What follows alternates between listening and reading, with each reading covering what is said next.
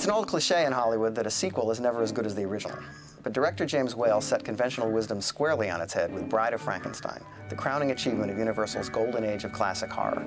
Never before had a studio lavished so much imagination, production value, and acting talent on a so-called monster movie. But Bride of Frankenstein truly transcended its genre and remains one of the best-loved films ever produced by Universal.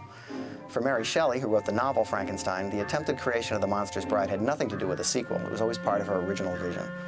And just how James Whale and Universal Pictures ended up playing matchmaker for Boris Karloff and Elsa Lanchester is quite a story in itself, and like a good cast, well worth repeating.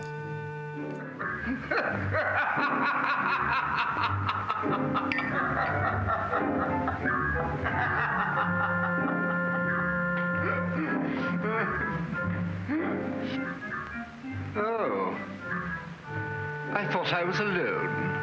It's one of the great American films. It's right up there with Citizen Kane and Sunset Boulevard. And it's usually discussed as, oh, just a horror movie, but it's much more complex. Do you know who Henry Frankenstein is and who you are? Yes, I know. Made me from dead. The various story elements, the intellectual elements, the artistic and acting elements that came to bear in this film really kind of crystallized all the things that had been building in that genre at that studio at that time. I love dead. Hate living. You're wise in your generation. The Bride of Frankenstein, quite simply, is the most complex and most brilliantly achieved and conceived horror film ever made, and certainly the crowning jewel in Universal's initial series of horror films. You make man like me? No. Woman. Friend for you. It's a wonderful film. It's just delightful, and certainly there are some scenes where humor and terror are all beautifully blended.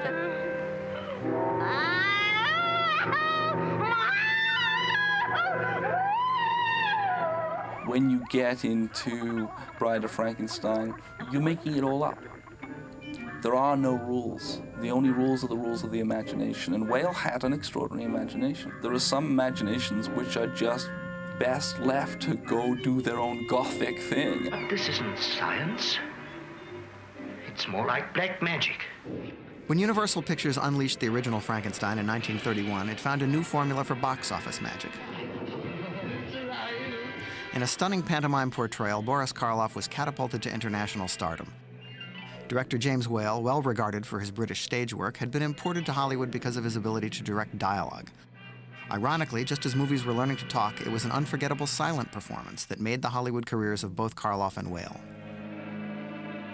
Universal's founder, Carl Laemmle, had objected when his son, Carl Jr., first proposed making films like Dracula and Frankenstein. But there was no arguing with the runaway box office. No sooner was Frankenstein complete than the studio began making plans for a follow-up. This time it was the director who objected.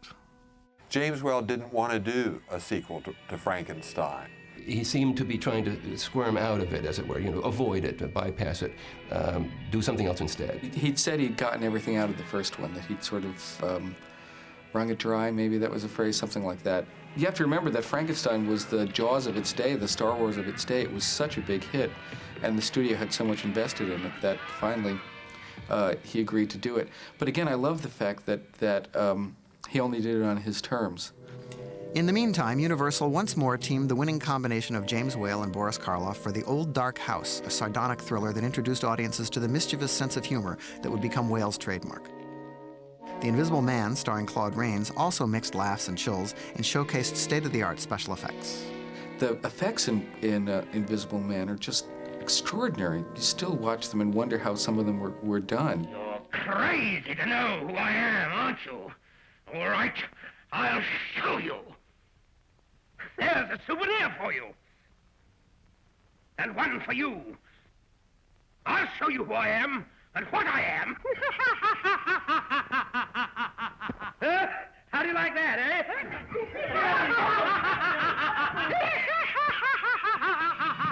Whale directed several stylish non-horror films for Universal in the early 30s, including By Candlelight in the Manor of Lubitsch, an adaptation of Galsworthy's One More River, in a screwball comedy mystery, Remember Last Night.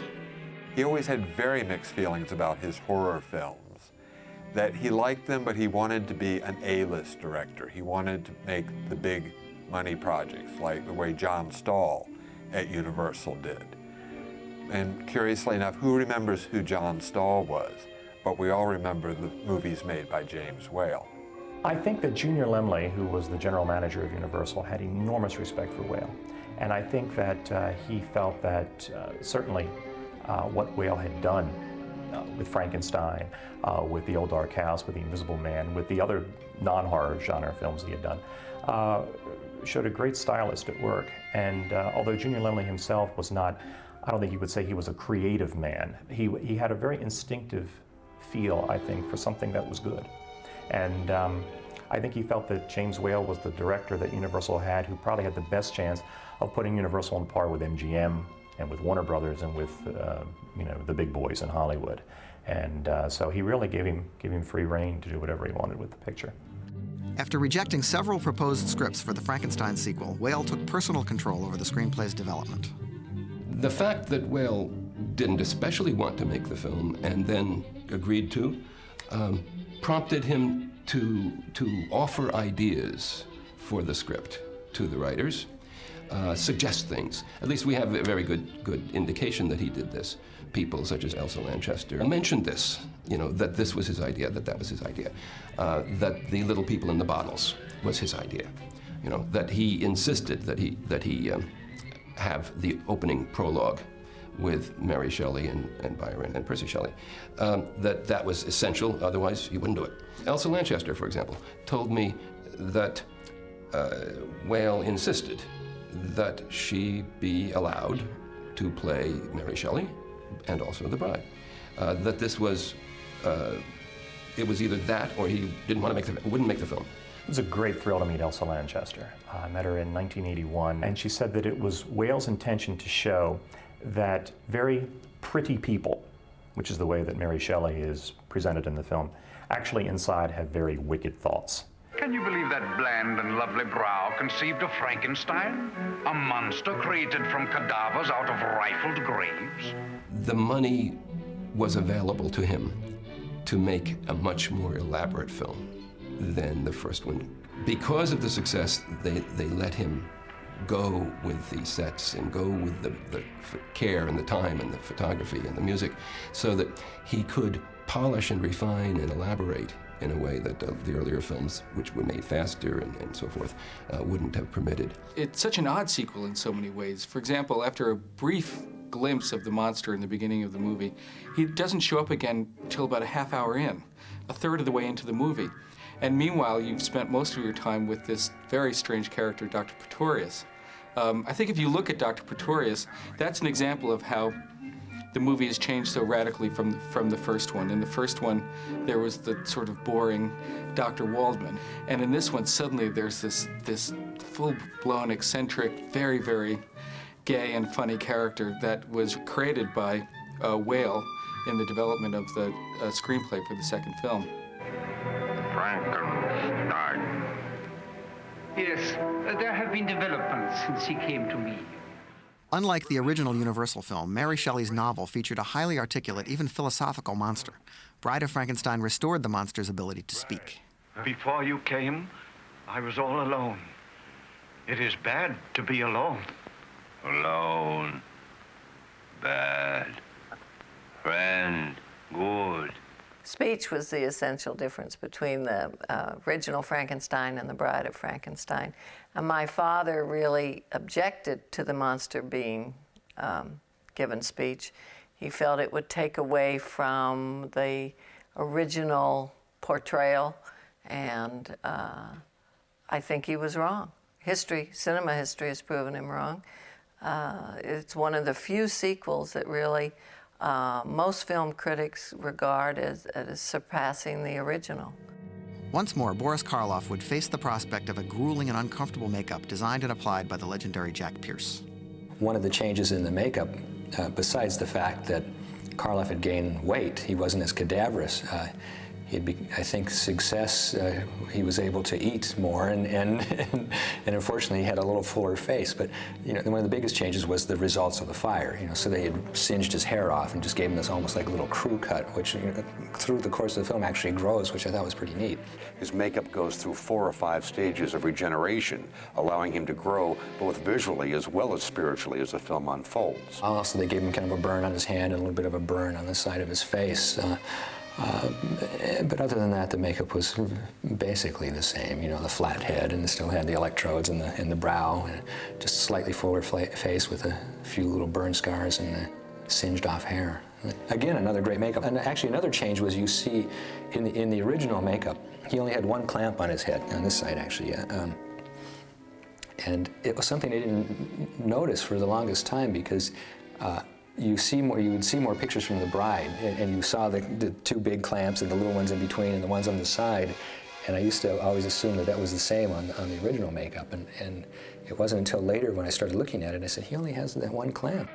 During the filming of the original Frankenstein, Karloff sustained a serious back injury and suffered many other discomforts due to the weighted boots and heavily padded costume. For the sequel, efforts were made to lessen the physical ordeal. I'm sure they treated him a little more like a star, because he was successful with Frankenstein and some films after that, in between the bride. And I do think, in fact, in the original makeup, the top of his head was probably fabricated each day, built up out of cotton and collodion. In the bride and in the son later on, there was actually a rubber forehead that went on, which probably sped up the process for Boris and Jack. I know they gave Karloff a slant board anyways, because he still couldn't quite sit down. In fact, I have a picture in my office of him in this great slant board drinking a cup of tea. The makeup posed technical challenges for cinematographer John Meskel, who required special lighting for the monster's unearthly skin tones. Jack Pierce's makeup for the monster essentially was a blue-green hue and color. This was not due to any belief in a color aesthetic for the monster, but for the fact that if the monster were photographed wearing this shade of grease paint on orthochromatic film, and if he was lit as Mescal lit him with blue gelled light, he would read as dead white. As a result, Mescal had to have red added into the makeup of the normal players who might share a scene with the monster, and often train warmer lights on them. The makeup for The Bride of Frankenstein is an absolute masterpiece. It's the only iconic female monster to ever come out of the movies. I mean, if you were to think of a classic female monster, it's The Bride of Frankenstein that immediately comes to mind. The Elsa Lanchester makeup I found very fascinating, because it was very different from the Karloff makeup. And I'm sure what they wanted to do was have her attractive, You didn't want to have a hideous woman, monster. I don't know if it was an executive decision or what. We can't have an ugly woman monster. So they came up with this again, another icon. When you think of The Bride of Frankenstein, everybody knows that wacky hairstyle.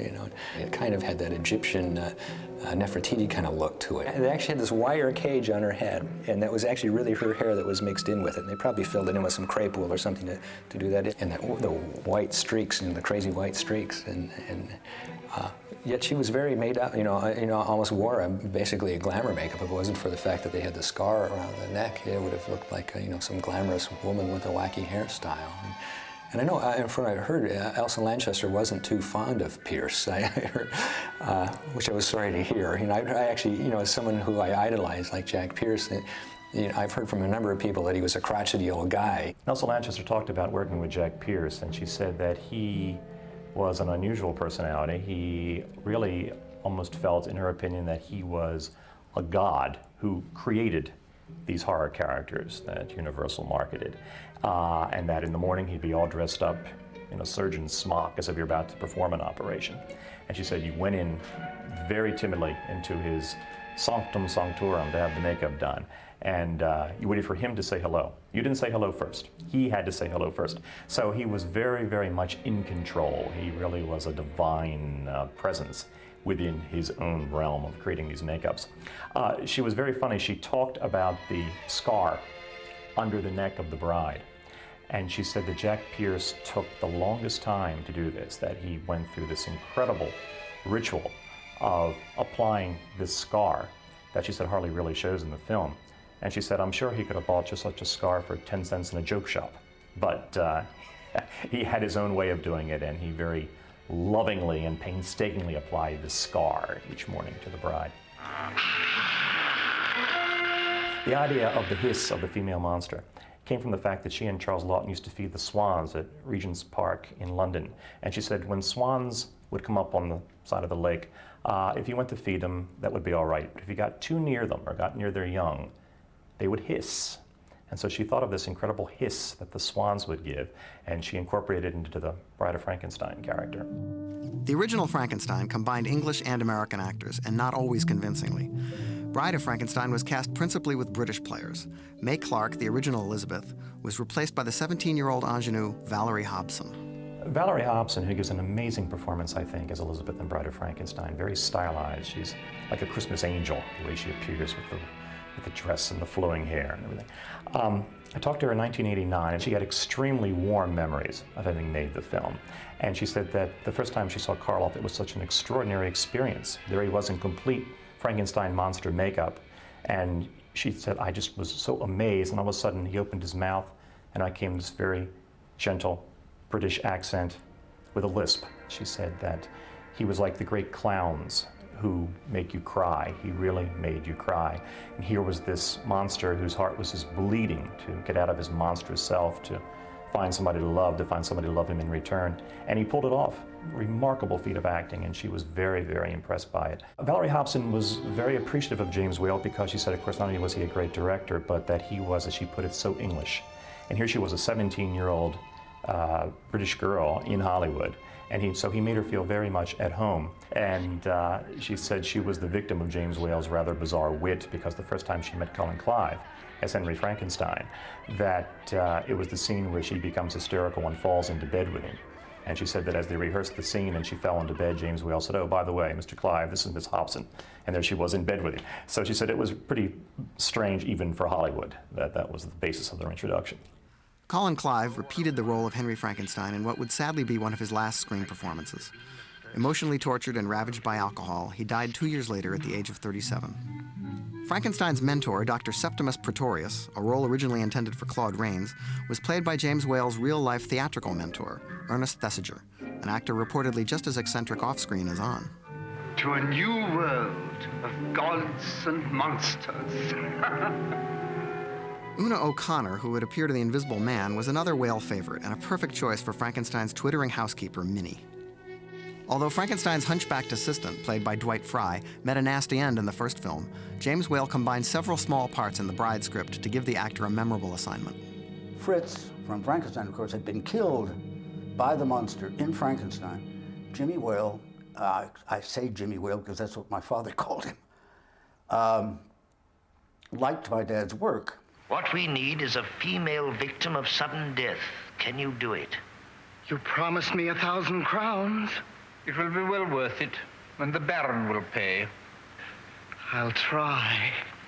Bride of Frankenstein is the most visually accomplished Universal horror classic, thanks to the work of art director Charles Hall and cinematographer John Meskel.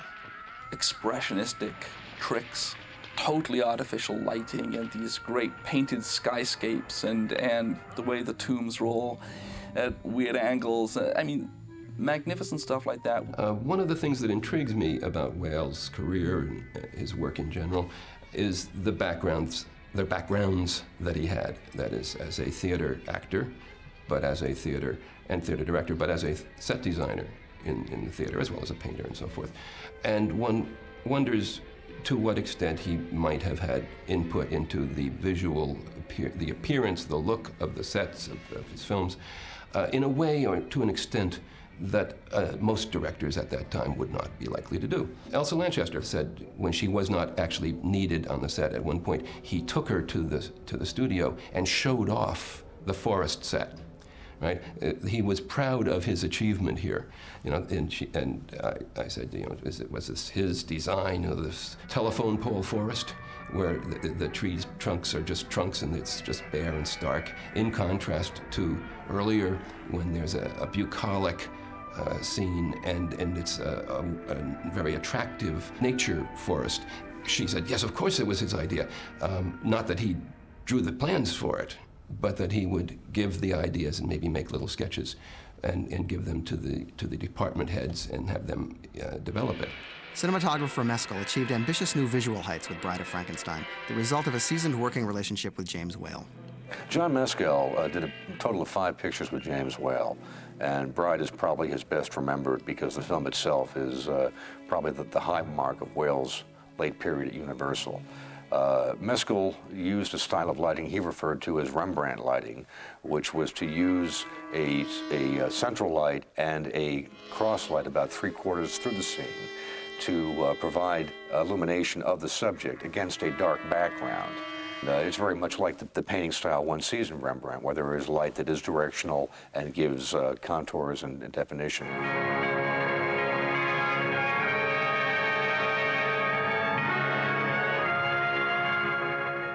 The crowning touch in Bride of Frankenstein's artistry was the inspired musical score by Franz Waxman.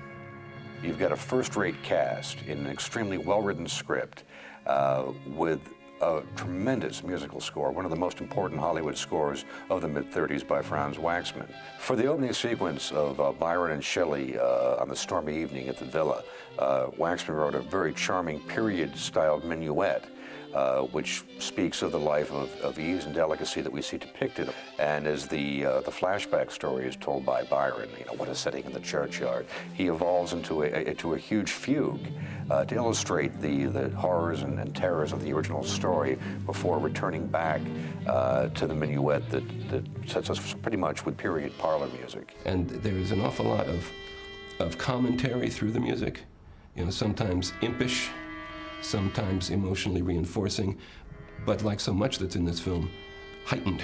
The basic structure of Waxman's score is Wagnerian. He uses motives for each of the major characters or sequences. These are thematic building blocks which can introduce or herald each character's entrance or imply their presence off camera when they aren't present. Almost operatically, isn't it? The leitmotif approach, where you have a particular phrase or melody associated with a person, one character or a different character. The monster has a 4-note motive which seems to be patterned upon his growl. It would almost seem that Waxman had observed this in the performance and deduced that from it. The bride herself has a very exotic, high-flown 3-note melody, which is very open-ended and is allowing it to be utilized in many different forms. We first hear it narrative-wise when Pretorius speaks of her imminent birth. Friend for you, woman. Friend, yes. Dr. Pretorius, who is the kind of Mephistophelian interloper, he's a figure both of humor and tremendous evil, has a very mad, loping theme.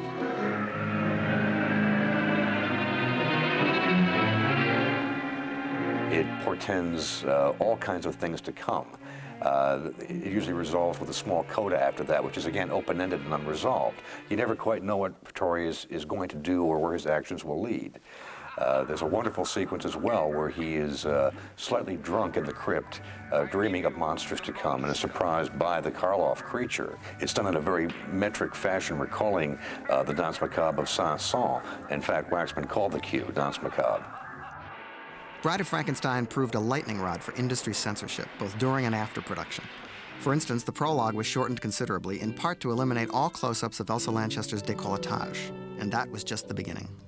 The film had about 15 minutes of cuts made before it was nationally released, and I think, again, Universal was trying to play it safe. The film was incredibly outrageous and, in some ways, almost subversive, and I think they wanted to make sure it didn't get them in too much trouble. Like all Hollywood scripts, the script for The Bride had to be presented to the Breen office, the censorship board within Hollywood, to have approval and discussion of any objectionable issues. The script contained many religious references, some of which could be intended or construed as bordering on blasphemy.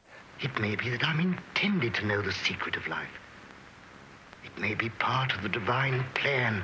Henry, don't say those things. Don't think them. It's blasphemous and wicked. We are not meant to know those things.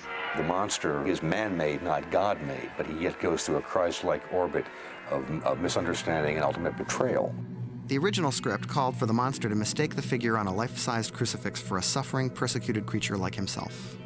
The censors would have none of that, so the sequence as it plays now, the Christus is a demure background prop, and he instead, more blasphemously, topples the statue of a bishop, as though he's assaulting organized religion. That's something that's a visual cue that was not on the script, and therefore didn't receive objection. When Henry and Dr. Pretorius speak about the possible mad plan to create new female life, the blasphemous Dr. Pretorius invokes religious iconography and says, follow the lead of nature or of God. Is it scripted if you like your fairy tales? Well, this is not how one likes to speak about organized religion. It's changed to Bible stories, which is a statement of fact. And follow the lead of nature, or of God, if you like your Bible stories. Though the way Ernest Thesiger reads the line, Bible stories contain such invective and disdain that it's more offensive than if he'd referred to them as fairy tales. This is how one got around the letter of the censor and the spirit of intent.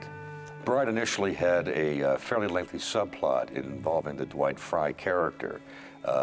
It was probably a misbegotten script idea, but was meant to illustrate the monster as victim. Carl had this uncle and aunt in the film whom he killed and led everybody to believe that the monster had killed them. It was probably about a 10-minute sequence followed by a more inquest onto the murders. It had no real bearing on the narrative line and probably stopped the film dead in its tracks at the midpoint. Whale probably wisely removed this, and that narrative bridge now was filled by a retake where the monster is discovered in the woods, quite benignly trying to get food from some gypsies, who of course react in abject terror, and this leads us on to the monster in the hermit sequence. Every time I watch that scene with the hermit, the blind man, I'm struck by how sincerely moving it is. There's no overtone there of condescension or ridicule or making fun of either of those two characters in that scene, or of their relationship, of their need for each other and their relief at finding a friend. So that it wasn't just, I'm going to play games with odd humor. It was sensitivity and that sensibility of the warmth and mutual need that those people find that he indulged himself with too. And that wasn't in the first film either. Those kinds of feelings, both extremes, weren't in the first film. Humor has never been so artfully blended into a horror film as it is in The Bride. Very bizarre, this little chap. There's a certain resemblance to me, don't you think? Or do I flatter myself? Hindsight tells us that Whale's sense of humor is sort of camp. I'm not sure that that's really quite how it was at the time. I think the sort of camp and kitschy element of his humor may be something, a gloss we're putting on it some 65 years after the picture was made. The humor in Bride of Frankenstein permeates much of the storyline. It isn't in comedy relief segments, but it is part and parcel with the characters and what they do in the main storyline. Pretorius is a comic figure because of the way he stands outside of life, of the world, of Henry, of his own existence, and comments on it, if only in the irony of his perspective. He doesn't take existence seriously, so that he makes comments about his creations of these little people. He makes comments about himself being like the devil or the vice versa. He has an ironic twist to existence, which is, from what I can tell, something that he shares, that character shares, and the actor who played that character, Ernest Thesiger, shared with James Whale himself. Dr. Pretorius is firstly an archetypal old queen. I mean, I think we should fess up about that right from the beginning. He is, however, also Mephistopheles to Colin Clive as Frankenstein's Faust, I think. He's the one who is seducing Frankenstein away from, if I may say, the straight and narrow, to back into this very much more twisted vision of what he should be doing with his life. I gather we not only did her hair, but dressed her. What a couple of queens we are, Colin. Yes, that's right, a couple of flaming queens. Pretorius is a little bit in love with Dr. Frankenstein, you know? The gay sensibility responds to outsiders, particularly Bride of Frankenstein contains several. Pretorius is an outsider. Frankenstein becomes an outsider by being seduced away from marriage and the home to becoming, you know, the mad scientist again. And most obviously, and most dramatically, and most poignantly, the monster is an outsider. It's very tempting to assume that Whale identified with an individual who is an outsider like this, that the average person does not understand. I'm sure James Whale knew what that felt like when he was a youth, you know, as an artistically inclined person in a factory town, in a factory family. He knew what that was like probably well before he knew it as a homosexual, but it was also the artistry, being an artist, being a sensitive person, being somebody who people made fun of for whatever reason. You find that in so many of the characters in Bride of Frankenstein. Beyond its humor, the film also makes a serious comment on the tensions, sometimes violent, between society and the non-conforming individual.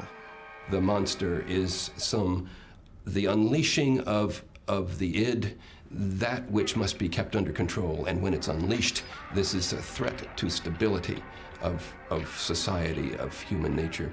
And so somebody must come and either kill or otherwise tame that monster that's been unleashed. And the villagers do that, right? The villagers in Frankenstein and in Bride are almost the villains of the piece. That's especially the case in the end of Frankenstein, where they're a lynch mob. I think he had this notion that when people sort of thought as a group, it could lead to nothing but trouble. Somehow the mob mentality was a scarier thing to face than any monster could possibly be.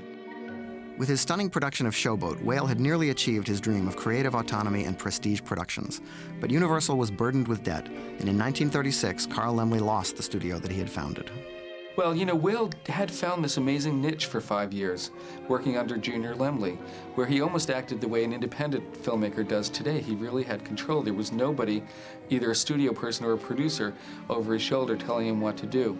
When the Laemmles lost control over Universal, that was gone. And Whale suddenly found himself working for people who were not in sympathy with his methods at all. It was much closer to the kind of the factory assembly line form of filmmaking that they were doing at MGM and the other studios, and Whale worked very badly in those conditions. The director's last stand at Universal was The Road Back, an uncompromising sequel to All Quiet on the Western Front. Under pressure from the German government, the new studio regime severely cut the picture, and it died at the box office. Whale retired from Hollywood in 1941. Although financially secure for life, he did not live long enough to enjoy the critical acclaim his work finally received. Disabled and disoriented by a series of strokes, he took his own life in 1957. Without Whale's masterful directorial touch, the later Frankenstein films were of little interest to their original star. My father played the monster 3 times, and the 3rd time was Son of Frankenstein. And at that point, he decided he would not do it again. He felt that certainly the storyline had been exhausted, and the monster, as he had created him, had done all that he should be asked to do. He was afraid that it would become the brunt of bad jokes and bad scripts, and there are those that would agree with him. Bill Condon's Academy Award-winning film Gods and Monsters featured a bittersweet fictional reunion between the stars of Bride of Frankenstein and their director. Hey, you, with the camera. We got a historical moment here. Come, get a picture of it. This is Mr. James Whale, who made Frankenstein and Bride of Frankenstein. And this, forget the baby a second, is the monster and his bride. Oh, Karloff, right.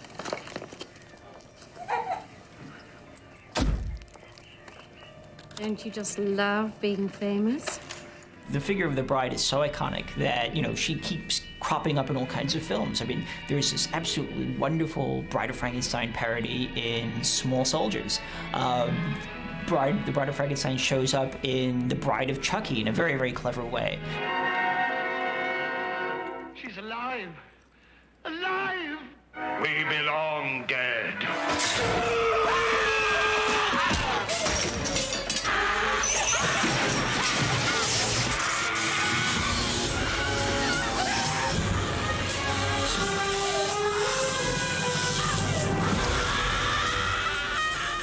I mean, you could do a little drawing of the Bride of Frankenstein. People say, oh, I know what that is. I remember building little Aurora kits of the Bride of Frankenstein when I was a little kid, way before I could see the movies, and being totally enchanted by having, you know, these creatures lumbering across my desk when I went to sleep at night. It felt very safe. Some of these youngsters, 7, 8, 9 years old, they know the script backwards and forwards. And so, of course, with the advent of video, it brought it into everybody's living room and now on DVD. And so it perpetuates the availability, and the appeal is long-lasting and multi-generational. It's a brilliant film. It's a work of genius. And I think it's a picture in which the acting, particularly the performances of Karloff and Elsa Lanchester and Ernest Thesiger, transcend anything you saw being done in Hollywood at that time. Brilliant, almost operatic performances. And if ever somebody needs to study a film to see how a director injects his own personality into a picture, Bride of Frankenstein is the perfect example. I mean, you can almost watch that film and feel like you spent an evening dining with James Whale and listening to his wit and listening to his ideas and listening to his remarkable personality. And it's all there in that movie. It's like an evening with Jimmy. 1935 was an incredible year for horror movies. In addition to Bride of Frankenstein, you could see Werewolf of London, The Raven, Mark of the Vampire, and Mad Love. All these films are classics, but almost 70 years later, Bride of Frankenstein still towers above them all. As a follow-up, James Whale was originally scheduled to direct Dracula's Daughter as a Baroque black comedy that would have topped Bride of Frankenstein for sheer outrageousness. But this time, the script was too much for the censors. So, even though we missed the daughter, we still have the bride. And that's something we can all be grateful for. I'm Joe Dante.